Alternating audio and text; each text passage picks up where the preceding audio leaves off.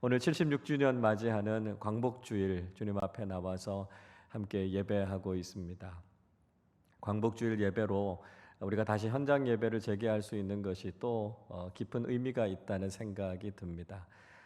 다시는 우리가 현장에 모여서 예배하는 일들이 멈춰지지 않도록, 그리고 우리가 계속해서 믿음의 발걸음을 내딛어서 주님께서 기뻐하시는 귀한 믿음의 삶을 살아갈 수 있도록 우리가 함께 기도하실 수 있기를 바랍니다.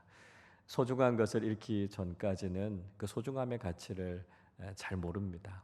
빛을 잃고 나서야 빛의 소중함을 깨닫게 되고, 자유를 상실하고 나서야 그 자유의 소중함을 알게 되는 것처럼 우리에게 주신 것들이 얼마나 소중한가 하는 것을 다시 한번 깨닫고, 우리에게 주신 것을 믿음으로 잘 지켜나가는 지혜로운 믿음의 사람들 되실 수 있기를 바랍니다. 나라를 사랑하고 또 하나님 앞에 자유롭게 예배할 수 있는 기쁨이 얼마나 큰가 다시 한번 깨닫고요. 우리가 애국하는 그리스도인으로 또 나라와 민족을 위해서 기도하며 헌신하는 믿음의 사람들로 살아가실 수 있기를 주님의 이름으로 축원합니다. 오늘 이사야서 9장의 말씀은 이스라엘의 북부 지역과 이방 나라들에 가득했던 어둠이 무엇인가 하는 것을 소개하고 있습니다. 오늘 1절과 2절 말씀을 우리 한 번 더 같이 읽어보겠습니다. 전에 고통받던 자들에게는 흑암이 없으리로다. 옛적에는 여호와께서 스불론 땅과 납달리 땅이 멸시를 당하게 하셨더니 후에는 해변길과 요단 저쪽 이방의 갈릴리를 영화롭게 하셨느니라. 흑암에 행하던 백성이 큰 빛을 보고 사망의 그늘진 땅에 거주하던 자에게 빛이 비치도다. 과거에는 이스라엘의 변두리, 그러니까 갈릴리를 중심으로 하고 있었던 이스라엘 북쪽 지역과 이방 나라들의 어둠이 가득했다, 이렇게 이야기하고 있습니다. 이스라엘의 남쪽 지역이었던 유대 지역은 남유다의 선한 왕들과 또 많은 선지자들을 통해서 하나님의 은총의 빛을 경험하지 않았습니까? 그러나 북이스라엘에는 각종 죄와 악을 저질렀던 왕들로 인해서 소외된 땅이 됐다는 것이죠. 어둠의 땅이었다는 것입니다. 그런데 이사야 선지자는 하나님께서 약속하신 메시아가 이 땅에 오셔서 그 어둠 가운데 있었던 땅에 복음의 빛이 비치게 될 것이다 말씀하셨습니다. 그 약속의 말씀처럼 하나님의 독생자이신 예수 그리스도께서 이 땅에 오셔서 이스라엘의 북부 지역 갈릴리와 이방 땅에 복음의 빛을 비추어 주시지 않았습니까? 예수님께서 갈릴리 사람으로 그 땅에 오셔서 어둠 가운데 있던 땅에 복음의 말씀을 전해 주셨습니다. 그래서 마태복음 4장 14절부터 16절에서는 이렇게 말씀하지요. 이는 선지자 이사야를 통하여 하신 말씀을 이루려 하심이라. 일러스되 스불론 땅과 납달리 땅과 요단강 저쪽 해변길과 이방의 길 갈릴리여 흑암에 앉은 백성이 큰 빛을 보았고 사망의 땅과 그늘에 앉은 자들에게 빛이 비치었도다 하였느니라. 마태는 예수님께서 갈릴리 사람으로 오셔서 어둠 가운데 있던 그 땅에 복음의 빛을 비춰 주셔서 그 땅에 큰 빛이 비치게 됐다 말씀하고 있습니다. 무엇을 이야기하고 있는 것이겠습니까? 예수님께서 계시지 않으면 어둠이 가득할 수밖에 없다는 것입니다. 그러나 예수 그리스도의 복음이 그 땅 가운데 전해지면 어둠은 물러가고 그 땅에 생명의 빛, 구원의 빛이 비치게 된다는 것이죠. 우리 조선 땅도 마찬가지 아니었습니까? 복음이 전해지기 전에는 이 땅에 어둠이 가득했습니다.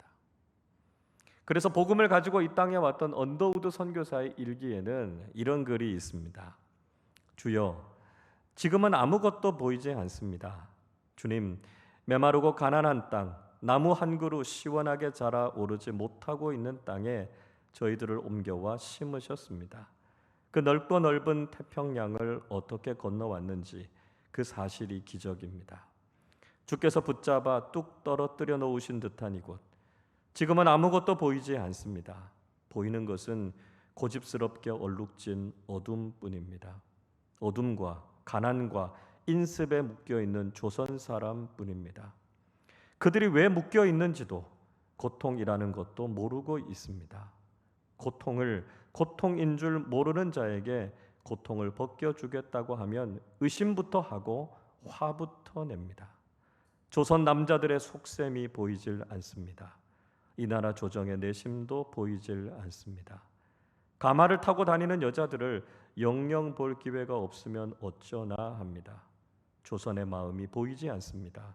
그리고 저희가 해야 할 일도 보이지 않습니다.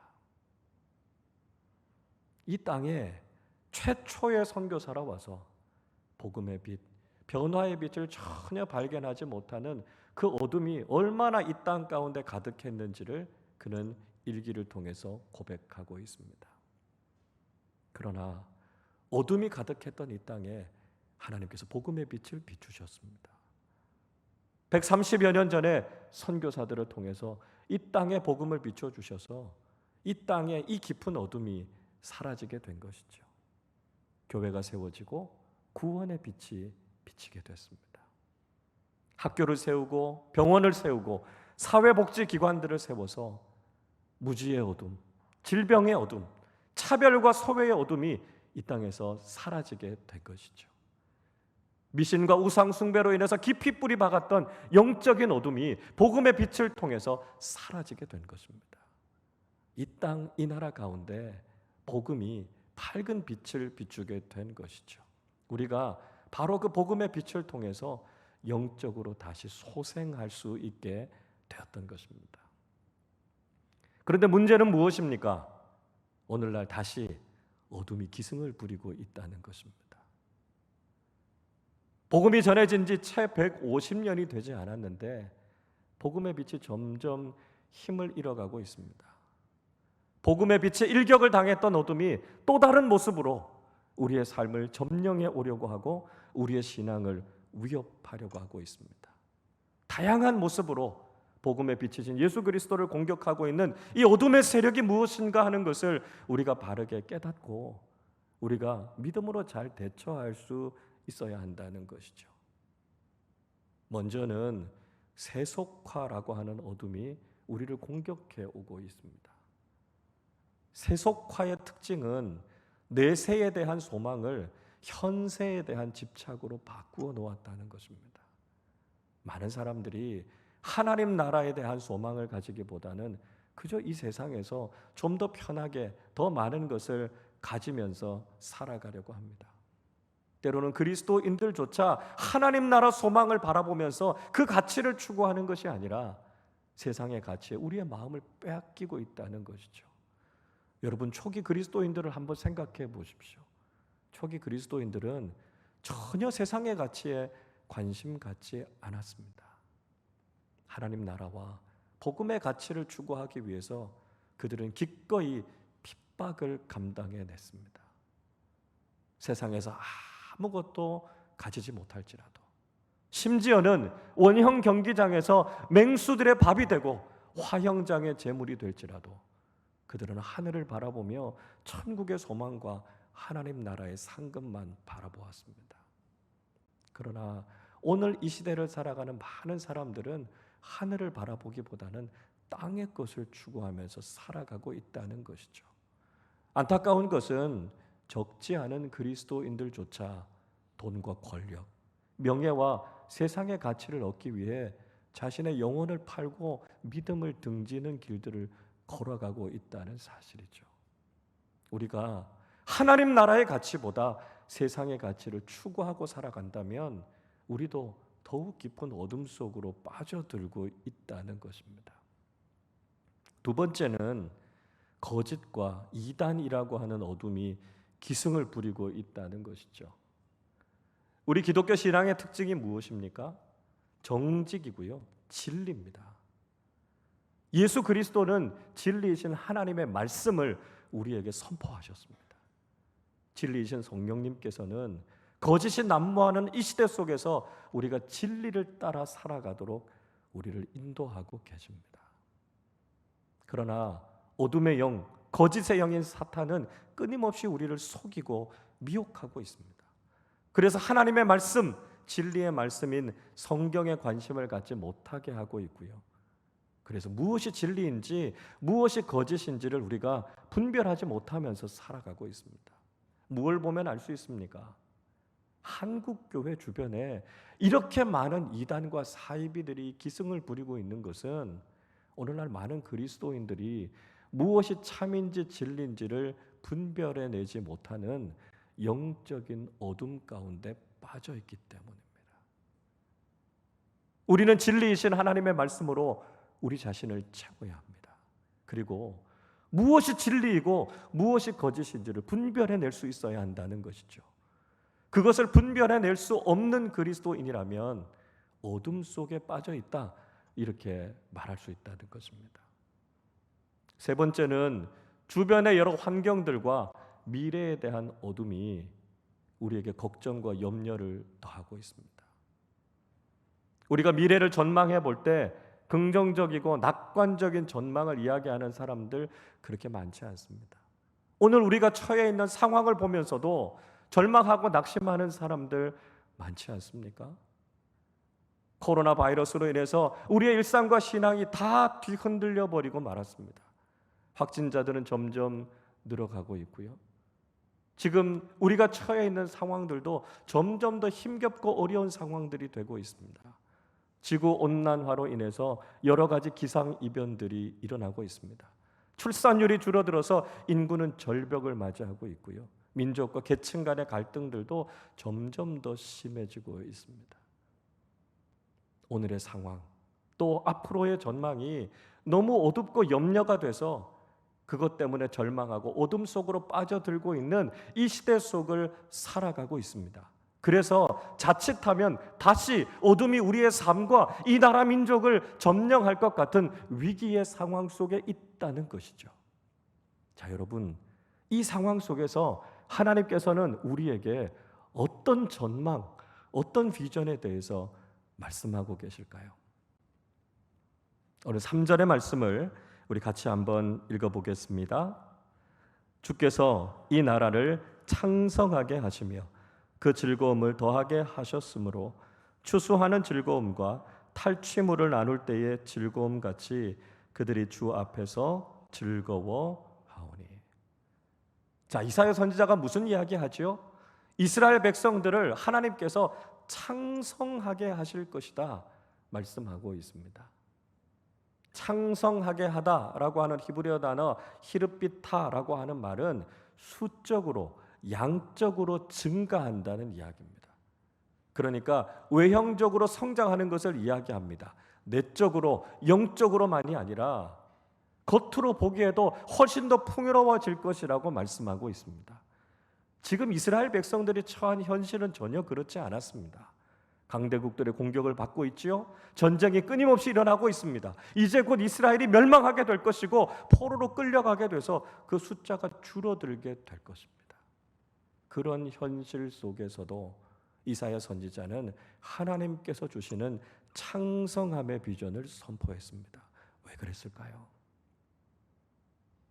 이후에 하나님께서 그들을 다시 회복시키실 찬란하고 영광스러운 모습을 바라보았기 때문입니다. 현실이 아무리 어려울지라도 하나님께서 이루실 새로운 일을 기대하면서 그는 하나님의 말씀으로 창성함의 비전을 선포한 것이죠. 저는 오늘 우리나라 가운데 이 창성함의 비전이 이루어지기를 주님의 이름으로 축복합니다. 우리의 현실도 여전히 어렵습니다. 뭔가 긍정적인 이야기를 하기가 어렵죠. 있어야 할 것들은 점점 비어가고 있고요. 객관적인 수치들은 점점 나빠지고 있습니다. 경제적인 전망 그렇게 좋지 않아요. 코로나 확진자들 폭발적으로 증가하고 있습니다. 무엇 하나 우리가 긍정적으로 이야기할 수 없는 상황 속에 놓여 있습니다. 이스라엘 백성들도 똑같았다는 것이죠. 이제 곧 나라는 멸망하고 많은 사람들은 포로로 끌려갈 것이고 민족의 앞날을 생각할 때 어둡고 두렵고 무서운 일들이 그 앞에 놓여 있지만 이사야 선지자는 하나님께서 회복시키실 창성함의 비전을 선포했습니다. 그리고 하나님의 말씀대로 포로됐던 이스라엘 백성들은 돌아오게 됐고요. 하나님께서 그들 가운데 이루실 새로운 일들을 경험하게 된 것이죠. 여러분, 이 시대 우리나라와 민족을 향해서도 하나님께서 이 창성함의 은혜를 허락해 주실 줄로 믿습니다. 우리의 힘으로는, 우리의 능력으로는, 인간적인 전망으로는 그런 일들이 일어나기 어려울 수 있습니다. 그러나 하나님께서 우리에게 주신 약속의 말씀을 굳게 붙잡고 나아갈 때 하나님께서 우리 안에 새로운 일들을 이루어 주실 줄로 믿습니다. 이 나라와 이 민족이 하나님을 경외하는 나라, 민족으로 바르게 세워져서 하나님께서 약속하신 축복의 말씀을 이루어갈 수 있기를 바랍니다. 우리 공동체도 마찬가지죠. 믿음의 공동체들도 참 힘겨운 시간들을 보내고 있습니다. 그러나 구름대같이 구원받을 사람들이 주님의 생명의 말씀 앞으로 모여오는 그 비전을 가지고, 그 소망을 가지고 함께 기도하실 수 있기를 바랍니다. 마지막 부흥의 시대 때 하나님께서 우리에게 부어주실 그 놀라운 은혜를 기대하며 믿음으로 나아가 그 비전을 이루어가는 우리 모두가 되실 수 있기를 바랍니다. 자, 그렇다면 하나님께서 말씀하시는 이 창성함의 비전은 구체적으로 어떤 것일까요? 먼저는 기쁨과 즐거움을 회복시켜 주시겠다, 이렇게 말씀하고 있습니다. 3절의 말씀을 다시 한번 보십시오. 추수하는 즐거움과 탈취물을 나누는 즐거움을 누리게 하시겠다 말씀하고 있습니다. 그런데 여러분, 이 말씀을 잘 읽으셔야 합니다. 얼핏 우리가 이 말씀을 읽으면 이 즐거움의 이유가 세상적인 소유 때문에 오는, 세상적인 이유 때문에 오는 즐거움이라고 착각하실 수 있습니다. 그러나 3절 말씀을 다시 한번 정확하게 보십시오. 추수하는 즐거움과 탈취물을 나누는 것과 같은 즐거움과 같은 것을 주 앞에서 누리게 될 것이다, 이렇게 말씀하고 있죠. 그러니까 주님 앞에서 누리는 즐거움, 주님께서 주시는 영적인 즐거움이 얼마나 크고 놀라운지, 세상에서 많은 것을 가지는 것 같은 즐거움, 세상에서 승리하고 많은 것을 취하는 것 같은 즐거움처럼 그렇게 큰 기쁨이 될 것이다 말씀하고 있습니다. 그러니까 주님께서 주시는 기쁨은 영적인 즐거움이라는 것을 말씀하고 있습니다. 저는 우리나라가 이런 영적인 기쁨을 회복할 수 있기를 바랍니다. 이 시대를 살아가는 많은 사람들은 영적인 기쁨에는 별로 관심이 없습니다. 그저 세상적으로 얼마나 많은 것을 가지고 얼마나 큰 힘을 누릴 것인가, 거기에 모든 기쁨의 이유를 두면서 살아가고 있습니다. 그래서 이 시대가 이전 투구의 장이 되지 않았습니까? 여러분, 진정한 기쁨은 영적인 기쁨입니다. 하나님께서 우리에게 주시는 기쁨, 하나님께서 우리와 함께 하시는 그 기쁨을 누릴 때 그것이 우리에게 진정한 기쁨이 된다는 것이죠. 그 기쁨을 통해서 우리는 하나님 나라를 맛볼 수 있게 된다는 것입니다. 두 번째는 억압으로부터 자유를 주시겠다 말씀하셨습니다. 4절을 보십시오. 이는 그들이 무겁게 맨 멍에와 그들의 어깨의 채찍과 그 압제자의 막대기를 주께서 꺾으시되 미디안의 날과 같이 하셨음이니이다.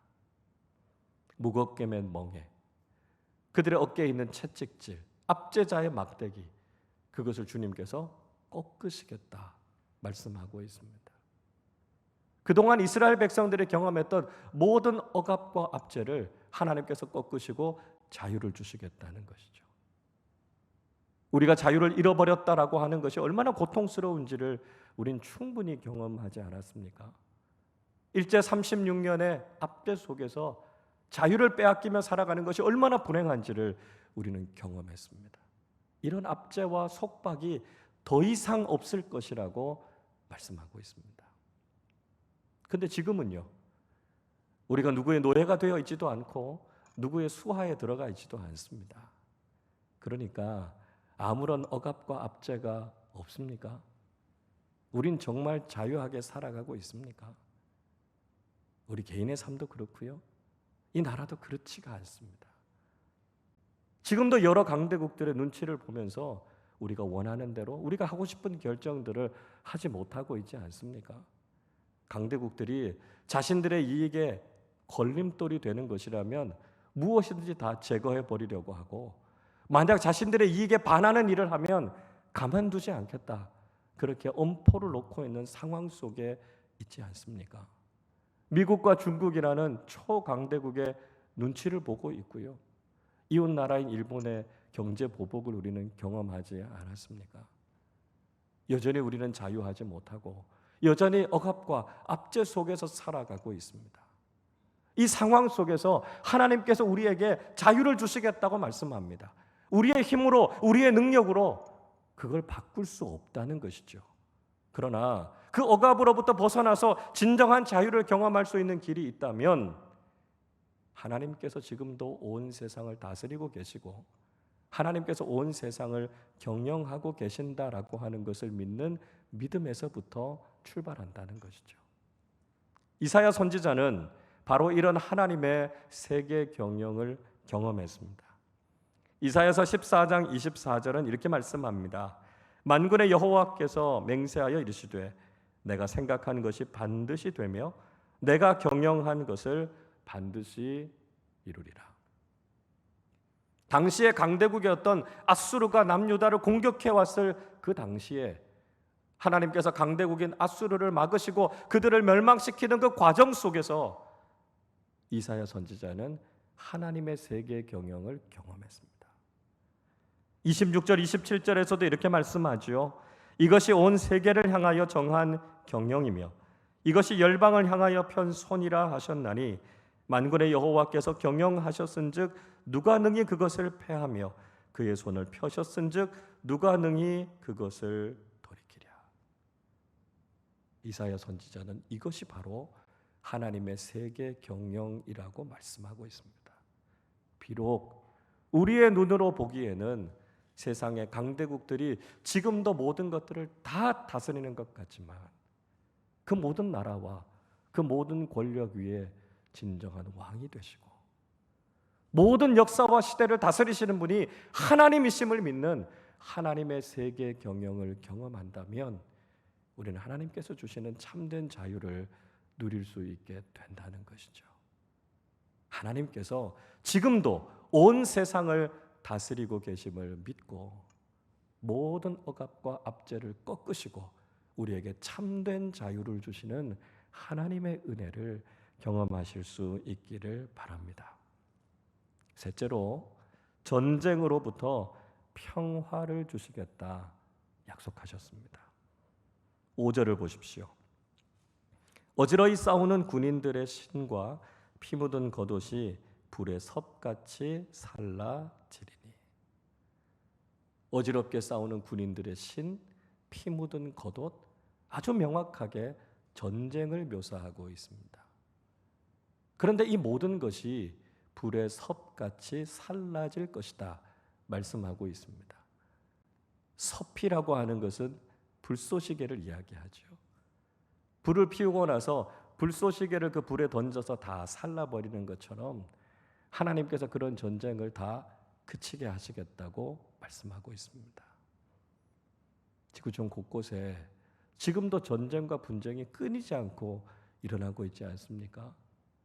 중동 지역의 분쟁, 미얀마의 군부 쿠데타, 또 중국과 인도의 국경을 앞두고 서로 분쟁하고 있는 일들, 끊임없이 무장 세력들에 의해서 일어나는 테러들, 우리 주변에 전쟁과 테러의 위협은 여전히 가득한 것을 볼 수 있습니다.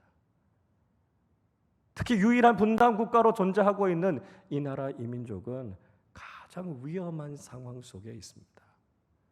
이런 상황 가운데서 하나님의 창성함의 비전을 이루는 데 있어서 전쟁이 그치고 평화가 이루어진다라고 하는 것은 가장 중요한 요소라는 것을 우리가 알게 되죠. 하나님의 평화가 이 땅에 임하도록 기도하실 수 있기를 바랍니다. 하나님께서 전쟁을 그치게 하시고 이 땅에 참된 평화를 허락해 주시도록 우리가 기도할 뿐만 아니라 하나님의 평화를 이 땅에 심어나가는 화평케 하는 그리스도인들로서는 우리 모두가 되어야 할 줄로 믿습니다. 이사야 선지자는 바로 이 놀라운 비전이 누구를 통해서 이루어지게 될 것인지를 말씀해 주고 있습니다. 6절 말씀 우리 같이 한번 읽어보겠습니다. 이는 한 아기가 우리에게 낳고 한 아들을 우리에게 주신 바 되었는데 그의 어깨에는 정사를 메었고 그의 이름은 기묘자라 모사라 전능하신 하나님이라 영존하시는 아버지라 평강의 왕이라 할 것입니다. 하나님께서 이 놀라운 비전, 약속을 이루기 위해서 한 아들, 한 아기를 이 땅에 보내주시겠다 말씀하고 있습니다. 그러니까 하나님의 약속의 말씀은 세상적이고 인간적인 방법을 통해서 이루어지는 것이 아니라는 것입니다. 하나님께서 보내주시는 메시아, 하나님의 독생자이신 예수 그리스도를 통해서 이 창성함의 비전과 하나님께서 주신 약속의 말씀이 이루어지게 된다는 것이죠. 다시 말씀드리면 복음이신 예수 그리스도를 영접한 사람들, 그리고 복음의 기초 위에 세워진 나라와 민족 가운데 하나님께서 약속하신 이 비전이 이루어진다는 것을 말씀하고 있습니다. 그래서 우리는 이 나라와 이 민족이 복음의 기초 위에 세워지고 복음의 뿌리를 깊이 내리는 나라와 민족이 될 수 있도록 기도해야만 이 비전이 이루어지게 된다는 것이죠. 교회가 많다고 그리스도인들이 많다고 다 되는 것이 아닙니다. 교회 하나하나가 복음을 삶으로 살아내는 믿음의 공동체가 될 때 그리스도인들 한 사람 한 사람이 복음에 입각한 가치관을 가지고 복음이신 예수 그리스도 앞에 순종하는 그리스도의 제자가 될 때 이 비전은 이루어지게 된다는 것이죠. 이 길이 바로 우리가 살 길이고요. 이 나라와 이 민족이 하나님께서 약속하신 창성함을 누리게 되는 비결이라는 것을 우리는 깨달아야 한다는 것이죠. 하나님께서 반드시 이 일을 이루실 것입니다. 하나님의 열정으로 이 일을 이루시겠다 약속하고 계십니다. 7절 말씀을 우리 같이 한번 읽어보겠습니다. 그 정사와 평강의 더함이 무궁하며 또 다윗의 왕좌와 그의 나라에 군림하여 그 나라를 굳게 세우고 지금 이후로 영원히 정의와 공의로 그것을 보존하실 것이라. 만군의 여호와의 열심히 이를 이루시리라. 이 놀라운 하나님 나라의 비전이 구체적으로 어떻게 이루어질지를 말씀하고 있습니다. 하나님의 다스리심과 공평이 이 땅에 임하게 된다는 것이죠. 다윗과 같은 이상적인 지도자를 세우셔서 하나님 나라의 꿈을 이루시겠다는 것입니다. 공평과 정의가 이 땅에 이루어질 것인데 하나님께서 열정을 가지고 반드시 그 일을 이루실 것이다 말씀하고 있습니다. 우리는 하나님께서 바로 이 일을 이루실 것을 굳게 믿고 하나님의 나라를 위해서 하나님의 비전을 위해서 쓰임받고 헌신하는 사람들이 되어야 한다는 것이죠. 76주년 광복절을 맞이하는 오늘 우리는 이 나라 대한민국이 복음에 기초한 하나님 나라로 세워질 수 있도록 다시 한번 헌신하며 기도하실 수 있기를 바랍니다. 이 땅에 다시는 복음의 빛을 가로막는 어둠이 자리하지 못하도록 우리가 영적으로 깨어서 복음의 빛으로 성령 충만함으로 이 시대를 밝히는 그리스도인들이 되실 수 있기를 바랍니다. 우리가 맞이하고 있는 현실은 참 힘겹고 암담합니다. 그러나 이런 상황 속에서도 하나님께서는 우리에게 창성함의 비전을 주십니다. 하나님께서 약속하신 메시아 예수 그리스도를 통해 복음으로 그 삶이 새롭게 변화된 그리스도인들과 믿음의 공동체를 통해서 복음에 기초한 나라와 민족을 세우시고 하나님의 꿈과 비전을 이루어 가실 줄로 믿습니다. 우리는 다시 한번 복음 안에 이 나라가 새로워지고 하나님의 열정으로 하나님께서 이 나라를 새롭게 하셔서 복음의 빛이 충만한 나라와 민족을 세워가는 일에 함께 헌신하는 우리 모두가 되실 수 있기를 바랍니다. 그래서 하나님께서 이 나라와 민족을 하나님 나라로 세워가시고 지금도 온 세상을 다스리시는 하나님의 세계 경영을 선포하며 하나님의 능력으로, 하나님의 주권으로 하나님께서 온 세상 가운데 선하신 일들을 이루어 가시는 것을 믿음으로 선포하며 나아가는 믿음의 사람들이 되시기를 주님의 이름으로 축원합니다.